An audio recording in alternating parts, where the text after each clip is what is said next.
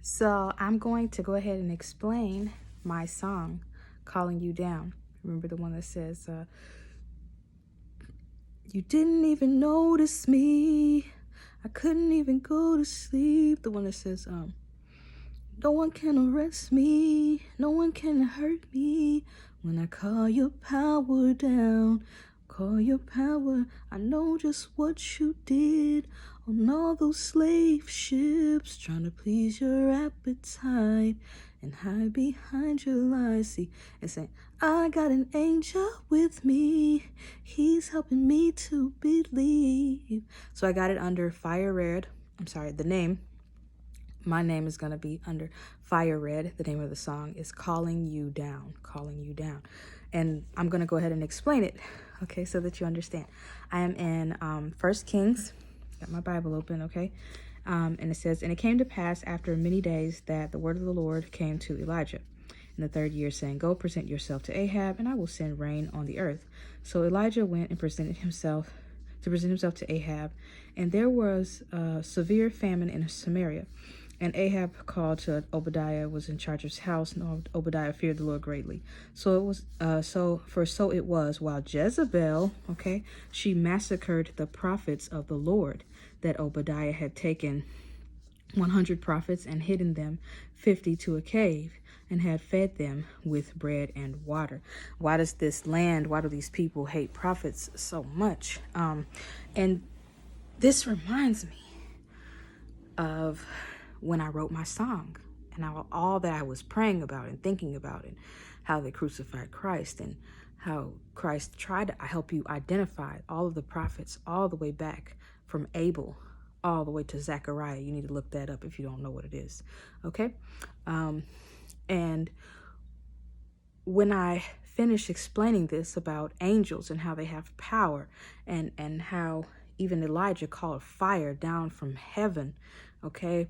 And how the Lord has increased my wisdom on how to create the rain of the sky and to dry up the rain of the sky with just my trust in him and my hands.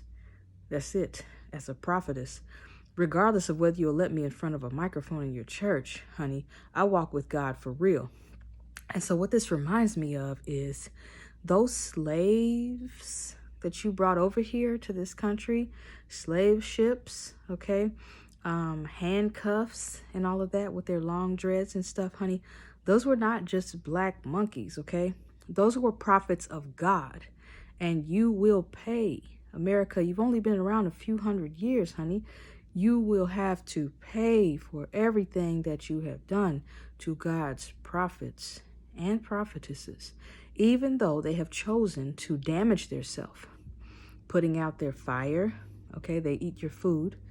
That's the first way, because prophets, we walk a certain way. We don't eat what everybody else eats. We don't do what everybody else does. They have chosen to do these things to cause themselves to be open to your oppression.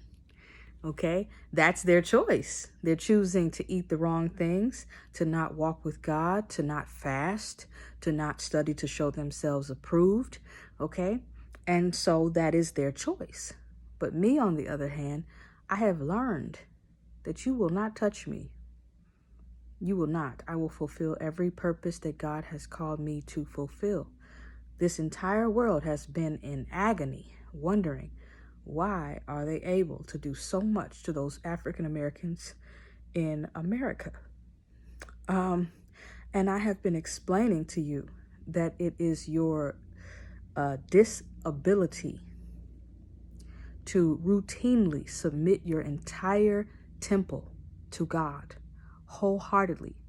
If you don't give up anything in your life, then how can you say you belong to him?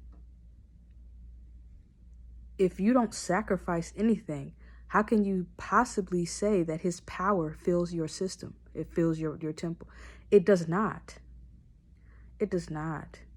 It comes and it goes. It comes and it leaves. Why? Because you are not clean. You are unclean, and you are trying to prove that I'm unclean. But you can't.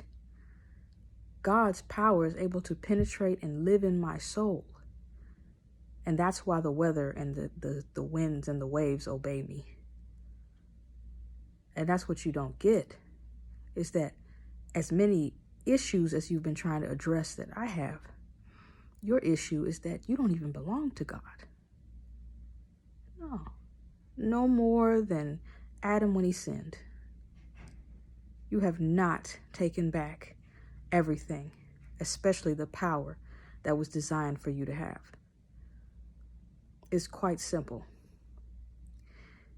You have begun to depend on the medical industry. You have begun to depend on everything outside of your heavenly home. And if you want to choose to make the earth your home, I have no problem with that. But I would like for you to at least be aware. I'm nothing but a messenger. It is not my job to force you to be anything. It is my job to tell you the truth and to leave it alone.